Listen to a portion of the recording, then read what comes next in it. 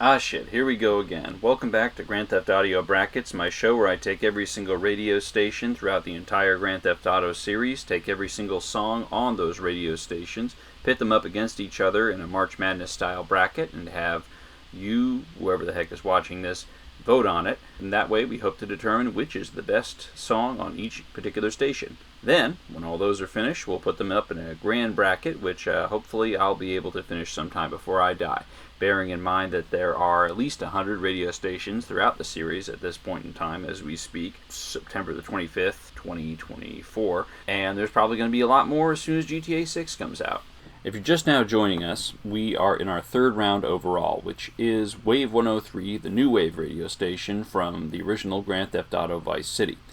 In this station, we've seen a lot of different artists, a lot of synth pop style artists, some more towards the guitar-driven, punk kind of adjacent section of new wave, and even some artists which I'd argue pretty much stretch the validity of being called new wave. But it is what it is. We've got this set list. This is a set list that played on this station when many of us were much younger, and for some of us who, were playing this game now for the first time, we've narrowed it down to our Elite 8. I'm going to read to you now the results of our second matchup overall in this round and determine who's going to go on to our Final Four.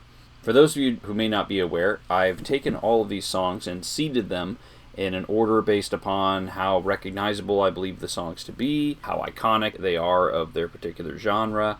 Also, in some cases, chart performance in the US, which I'm in, so that's the metric I'm going to use. Anyway, I'm going to get right into it. Our first matchup saw the legendary song Cars by Gary Numan, which was our number one seed, go up against Poison Arrow by ABC, another British new wave act, who was seeded 8. Poison Arrow is just an insanely catchy song. Could they come out over one of the most recognizable songs of the decade, or really of the entire era, because it's technically a 70s song in an 80s video game? The answer is surprisingly yes. Overall, we got 15 votes in total across all of these matchups. ABC narrowly beat out Gary Numan 8-7. They'll be going on to the final round. Next up, we had something a little more evenly matched. We had Kids in America by Kim Wilde versus Obsession by Animotion. Both relatively well-known songs, both featured in a lot of movie trailers, that sort of thing. Neither of them really on the level of like a Gary Numan or Nena or a Blondie or something like that, but both pretty catchy songs, both bops, I guess you could call them. We have Kids in America was seeded number 4, Obsession was seeded number 5. This one was probably the most one-sided contest throughout all this entire matchup. In this case, Obsession won with 11 votes to Kids in America's 4, so they will go on to face ABC in the second to last round. Next matchup, we had I Ran So Far Away by A Flock of Seagulls versus Atomic by Blondie. I seeded at number 2 just because I considered it to be a very iconic song from the entire decade, really. Just when you think of 80s music, I Ran is right up there. Just the whole image of the band, their hairstyle, everything, very 80s song. Blondie, you can make a case for them too, for sure. Blondie is just one of the all-time greats. You could argue that A Flock of Seagulls is a one-hit wonder. Blondie, it's a little bit harder to make that case. In this case, however, it was a lesser-known Blondie song. It did not chart nearly as high as I Ran did, so it was seated comparatively low. Again, I find myself surprised. Blondie narrowly beat out A Flock of Seagulls, again, 8-7. Finally, our last matchup was definitely one of the stranger ones, I would say here, because it included 2 songs which I'm not really sure you consider to be called new wave. I consider them more to be pop songs, but depends on how you look at it, I guess. You had 99 Luftballons by Nena, the German version, which is the one that charted higher in the US for whatever reason, and that one was seated at number 3, versus Sunglasses at Night by Corey Hart, which was seated number 6. Again, not really a song I consider to be new wave, more of a pop song, I think, of an era, but also pretty emblematic of the 80s. Definitely one of those like stereotypical 80s songs that you hear and you think of, and you're like, only in this decade could a song like this have been made.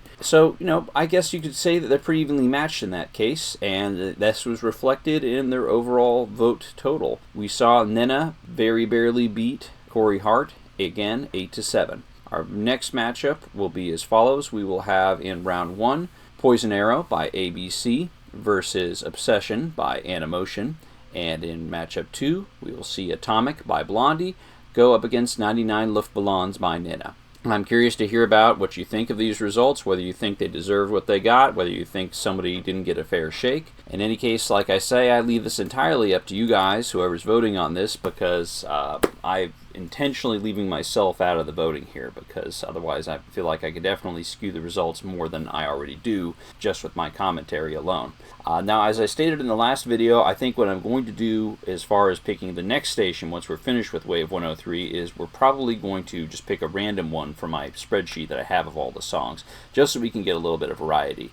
After that, I'll go back to asking people to request their favorite next station in the comments, but I'm just trying to get it so that it's not all just stations from Vice City, or possibly GTA 4, which is what I feel we're otherwise probably going to see a lot of people requesting, versus, you know, the lesser known tracks from like GTA 3, the handheld games, maybe GTA 5, maybe some of the DLC or whatever stuff that was on GTA Online.